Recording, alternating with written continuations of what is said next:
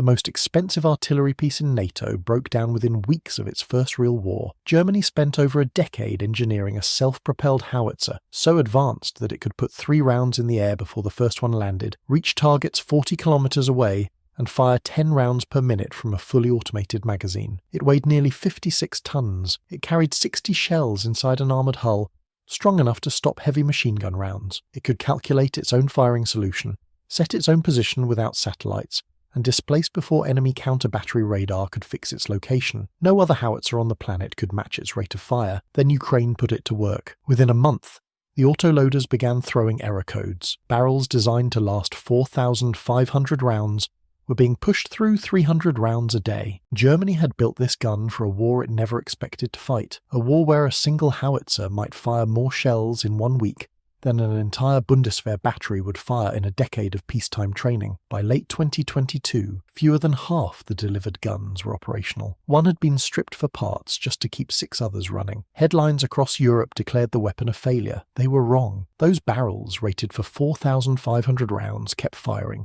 Some reached 20,000 rounds without replacement. The gun that broke down came back. Ukrainian crews used it to destroy 41 Russian tanks with a single type of precision munition. It survived 5 direct hits from Russian kamikaze drones. Not a single one was confirmed destroyed by enemy fire. 9 nations operate this howitzer today. Its manufacturer restarted a production line that sat dormant for over 2 decades. Its successor already carries the same gun on a wheeled chassis designed for the next generation of warfare. This is the Panzerhaubitze 2000. The German gun that failed then proved it was the best artillery system in Ukraine. To understand why Germany built the Panzerhaubitze 2000, start with the weapon it was supposed to replace, and the program that collapsed trying. Through the 1970s, West Germany, Britain and Italy pooled resources to develop a shared 155mm self-propelled howitzer called the SP-70. The goal was straightforward. All 3 nations relied on the American M109, a capable but aging gun designed in the late 1950s. A joint replacement would split costs, standardize ammunition across NATO, and field a modern weapon before the Soviet Union could overwhelm Western Europe with sheer artillery mass. It did not work. 5 prototypes were built by 1976 using German Leopard and Marder components. In comparative trials, the SP-70 was reportedly outperformed by the very M109 it was supposed to replace. Reliability was poor. The 3 nations spent another decade trying to fix it. In 1986, they gave up. Britain went on to develop the AS-90. Italy built the Palmaria. Germany decided to build the replacement alone. In 1987, the German Ministry of Defense launched the Panzerhaubitze 2000 program. 2 competing industrial groups submitted designs. A northern consortium led by Wegmann and Maschinenbau Kiel proposed one approach. A southern consortium led by Krauss-Maffei and Rheinmetall proposed another. The northern Wegmann design won in 1990. 4 prototypes entered a multi-year trial campaign that ran through 1997. During those trials, the gun demonstrated something no other howitzer in the world could do at the time.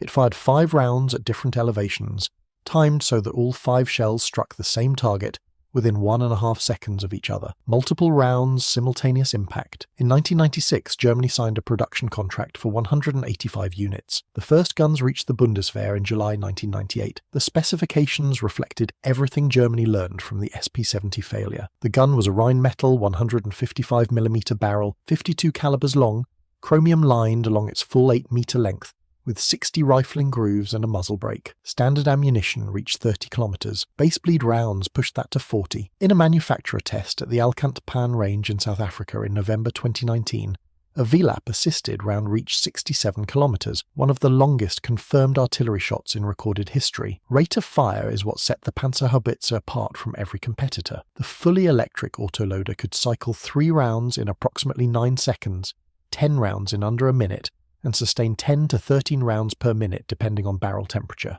A battalion of 34 guns firing in automated quick burst could theoretically place 120 rounds on target in under 60 seconds. No other fielded system in NATO or the Russian Federation could match that output. The hull carried 60 projectiles and 288 modular charges in a central magazine separated from the crew by armoured bulkheads and ceiling blast vents designed to direct any internal explosion upward. away from the 5 soldiers inside. 2 crew members could reload all 60 rounds from an ammunition vehicle in under 12 minutes. The MTU-881 diesel engine produced approximately 1,000 horsepower, pushing the 56-ton vehicle to 60 km per hour on roads with a range of 420 km. Protection was built around the counter-battery threat that dominates modern artillery warfare. Welded steel armour stopped 14.5mm armour-piercing rounds from the front and resisted 152mm shell splinters on all sides. An optional roof armour system, a rubber rod array nicknamed the Hedgehog, added 75 panels of protection against mortar bombs and cluster submunitions from above. Navigation was fully autonomous.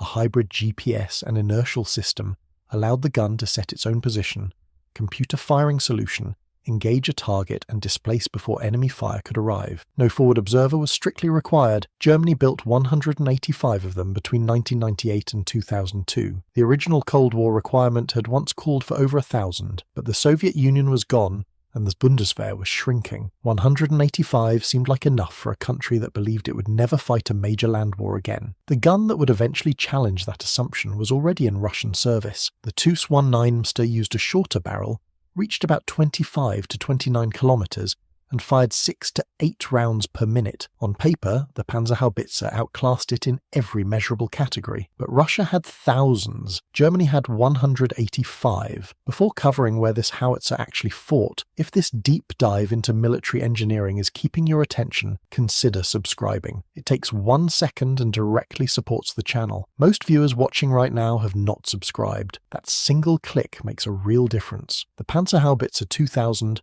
saw its first combat not in Ukraine but in Afghanistan. The Royal Netherlands Army deployed it to Kandahar province in August 2006 during Operation Medusa. Dutch gunners provided sustained fire support during the Battle of Kora in June 2007, engaging Taliban positions across Uruzgan and Kandahar provinces at ranges that kept crews safely beyond effective retaliation. Coalition forces gave the system its first combat nickname. They called it the Long Arm of ISAF. Afghanistan exposed early maintenance concerns. Dust and extreme heat stressed the cooling systems. A phenomenon called the cold gun effect, where the first round from a barrel that had not recently fired would land slightly off target, forced procedural adjustments, but the gun performed. Germany's own Bundeswehr later fired it in combat near Kunduz in July 2010, following what became known as the Good Friday Battle. None of that prepared the system for what came next. On June 21, 2022, Ukrainian Defense Minister Oleksiy Reznikov announced that 12 Panzerhaubitze, 2,000 howitzers had entered Ukrainian service. 7 came from Germany, 5 came from the Netherlands. 60 Ukrainian crew members had trained at the Bundeswehr Artillery School in Ida Oberstein over the preceding 6 weeks. Italy would later contribute 5 to 6 additional units. The guns were assigned principally to the 43rd Artillery Brigade, bearing the honorary title Hetman Taras Triasilo, which had previously operated the Soviet Tu-7 Pion, a massive Cold War gun with none of the Panzerhaubitze's automation or precision. The transition was immediate and dramatic. Ukrainian crews began engaging Russian artillery positions during the Kherson counteroffensive from August 2022 onward. The 52 caliber barrel outranged every standard Russian artillery system across the Dnipro. The TUS-1 Gvozdika reached roughly 15 kilometers. The TUS-3 Akatsiya reached about 18. Even the TUS-19 Mister,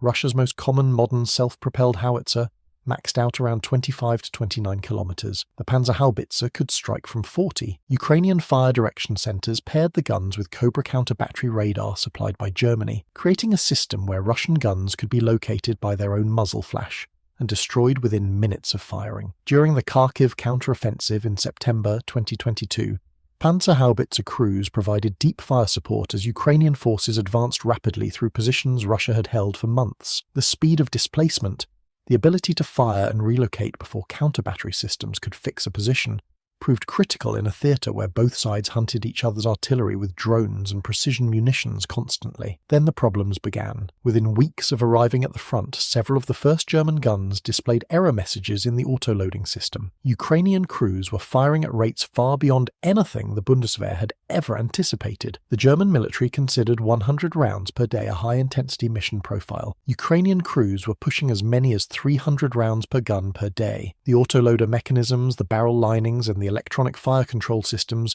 were absorbing punishment at triple the designed rate. By late 2022, the the situation had become a genuine logistics crisis. Germany rushed spare parts packages forward, but a procurement error in Berlin had left insufficient replacement components available in the supply chain. Repair arrangements proved difficult to establish. Lithuania agreed to host maintenance operations and completed work on 12 guns by December 2022. Poland declined to provide exclusive use of its facilities for the purpose. A dedicated repair hub was eventually established by KNDS in a Slovak military facility near Michalovce, under a bilateral agreement between Slovakia and Germany. At one point, an entire Panzerhaubitze was cannibalized to return 6 others to operational status. By the end of 2022, reports indicated that fewer than half the delivered guns were on the front lines, the rest rotating through repair facilities in Lithuania and Slovakia. German Bundestag Defense Committee Chairman Markus Faber publicly called the spares shortage absurd, stating that more weapon systems were failing because of missing parts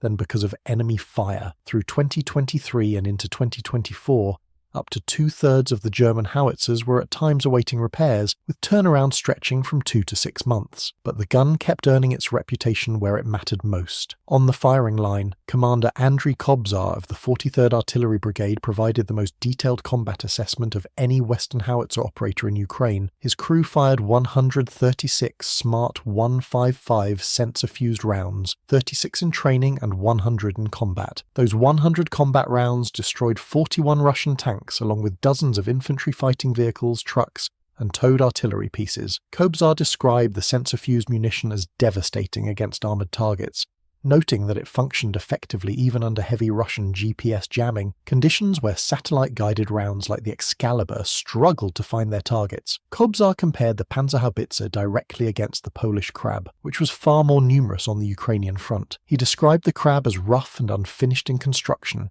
with thinner armour and ammunition, stored without the insulating separation that the German gun provided between rounds and crew. If a Krab took a direct hit in the magazine, the crew had no protection from the detonation. In the Panzerhaubitze, armoured bulkheads and blast vents directed the explosion away from the fighting compartment. Of 27 Panzerhaubitze, 2,000 howitzers in his brigade's service, not one had been totally destroyed. One was seriously damaged and later returned to service after repair. By comparison, 28 of 80 Krabs had been lost, though it must be noted that Krabs were roughly 3 times more numerous on the front and had been specifically targeted by Russian forces. The gun absorbed punishment that would have destroyed lighter systems entirely. One Panzerhaubitze took 5 direct hits from Russian Lancet kamikaze drones and required only minor repairs. Another survived a direct mortar strike with no crew injuries, the Hedgehog roof armour absorbing the fragmentation exactly as designed. Crews called the vehicle the Panzer and acknowledged that while it demanded relentless maintenance and could not tolerate moisture or mud in its sensitive electronics, its combination of protection and firepower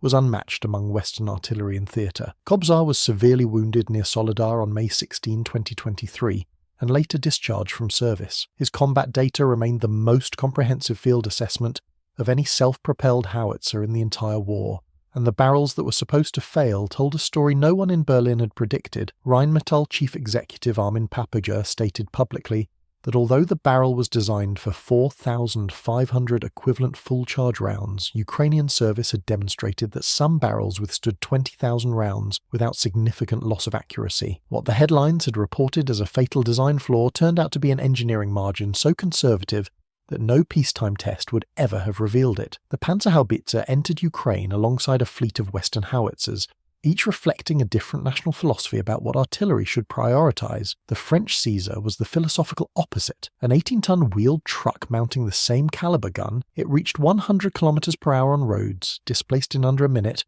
and cost roughly a quarter of the Panzerhaubitze's price. Ukrainian crews praised its speed. Kobzar did not. He argued that mobility meant nothing when a Lancet drone or a BM-27 cluster munition caught a crew in the open. The Caesar crew sat exposed on the truck bed. The Panzerhaubitze crew sat behind welded steel with blast-vented ammunition storage. The South Korean K9 Thunder represented the volume argument. Lighter at 47 tons, faster at 67 km/h, and dramatically cheaper at roughly $3 to $4 million per unit, the K9 had been exported to over 9 nations, with more than 1,000 built. Its rate of fire reached 6 rounds per minute, capable, reliable, and available in quantities Germany could never match. Poland, Norway, and Romania all chose the K9 over the Panzerhaubitze in recent procurement competitions. In each case, Price won over peak performance. The American M109A7 Paladin carried the advantage of logistics scale. Its drivetrain shared components with the Bradley infantry fighting vehicle, meaning spare parts were already embedded in the supply chains of every American ally. But its shorter barrel reached only about 30 kilometers, and its rate of fire peaked at roughly 4 rounds per minute. The United States had attempted to develop a 52 caliber upgrade through its extended range cannon artillery program,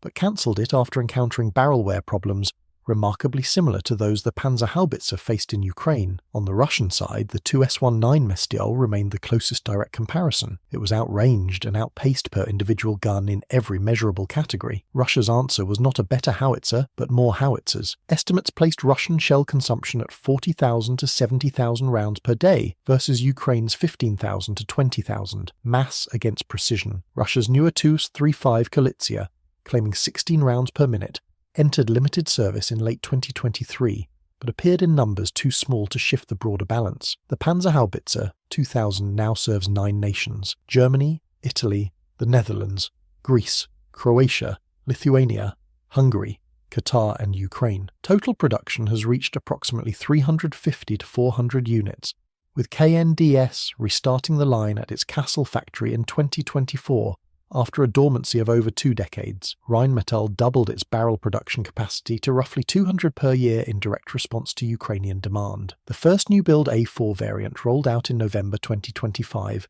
with an updated fire control computer and integration for new guided ammunition types. Germany, the Netherlands and Lithuania are now cooperating on the A5 midlife upgrade expected around 2028. It will introduce a fully digital architecture, a potential reduction to a 3-person crew, and a remote weapon station. Germany has signalled intent to order a 3-digit number of the upgraded variant, keeping the production line open into the 2030s. The spiritual successor is already in the field. The RCH-155 mounts the same Rheinmetall 155mm gun in a fully automated unmanned turret on a Boxer 8x8 wheeled chassis, crewed by just 2 soldiers. Ukraine received its first unit in January 2025, with 54 on order. Britain has selected the RCH-155 to replace the AS-90, returned to Ukraine 2022. A German self-propelled howitzer arrives at the front and breaks down within weeks. The headlines write themselves. German engineering fails in its first real test. The gun is too expensive, too complicated, too fragile for sustained warfare. Every one of those claims contained a grain of truth. The Panzerhaubitze 2000 is expensive, at roughly 17 million euros per unit.